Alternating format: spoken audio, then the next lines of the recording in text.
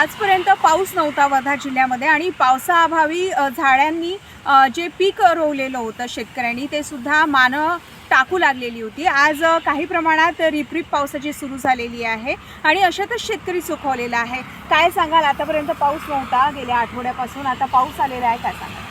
पाऊस आतापर्यंत नव्हता, त्याच्यामुळे शेतकऱ्यांना असं वाटत होतं की आता काय होते आणि काय नाही पावसाच्यामुळे, आणि पिकंही असे एकदम होऊन गेले होते। आता ज्याच्याकडे सोय आहे समजा पाण्याची त्यांचं ठीक आहे, आणि ज्याच्याकडे नाही आहे त्यांनी काय करायचं?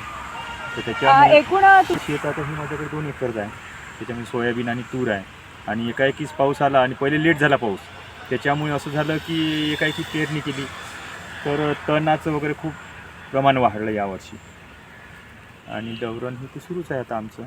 तर पाहू आता काय होतं सामोरं। आता आहे, आता कालपासून समजा रात्रीपासून झाला सुरू बारीक बारीक पाऊस, तर त्याच्यामुळे आता थोडं आहे ओल वगैरे, सामोर काय होतं नाही निघालं, पण आमची आम्ही पेरलो होतो तिथं आहे आमचं निघालं। तणनाशक वापरलं होतं, आधी कसं झालं तणनाशक मारलं आणि लगेच पाऊस निघून गेला, त्याच्यामुळे तणनाशकचा असा जास्त प्रभाव पडला आहे, पण तेवढा पडला नाही। फवारलं आणि आतापर्यंत पाऊस आलेला नाही, पाऊस लांबणीवर होता, त्यामुळे कुठेतरी जे पेरलेले बियाणे होते ते सुद्धा उगवायला वेळ लागला आणि त्यामुळे झाडांनी मान टाकलेल्या होत्या आणि अशातच शेतकरी राजा आता सुखावलेला आहे। आपण पाहू शकत आहात मोठ्या प्रमाणात की पहिले जे लांबणीवर आलेला पाऊस आणि त्यामुळे झाडे सुद्धा आता जे डोलायला पाहिजे होती, छानपैकी मोठे व्हायला पाहिजे होते, ते आता छोटे छोटे आहे आणि अशातच शेतकरी राजा आज पावसामुळे सुखावलेला आहे।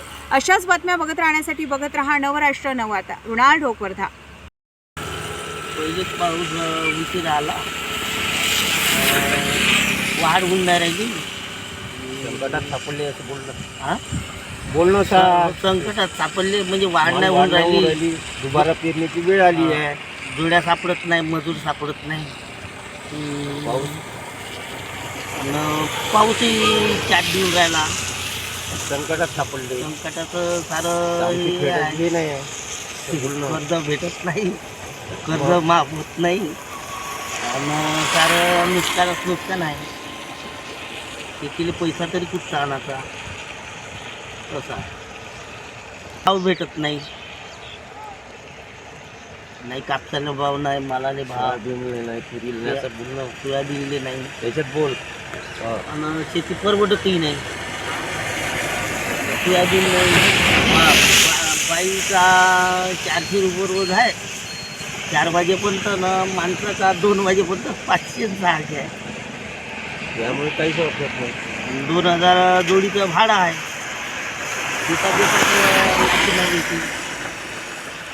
आता एवढं आहे महाग। पाऊस लेट आला त्यामुळे आम्ही पेरणी केली, पावसाने गडी मारली, 15 दिवस 25 दिवसावेळी झाली आहे पूर्ण। आज सुरुवात झाली पण मालाची काही हे नाही, मालाला भाव मिळत नाही, कास्तकाराला पुन्हा परवडत 2000 रुपये जोडीचे भाडं द्यावं लागतात, माणसाला 500 रुपये रोज द्यावं लागतात, मायला 400 रुपये रोज 2 वाजेवरी, त्यामुळे सोयाबीनला भाव नाही, काही नाही। जे आम्हाला काही कर्ज भेटते ते बी माफ होऊ शकत नाही ना, काही आम्हाला आश्वासन देते, त्यामुळे आम्ही संकटात सापडलो।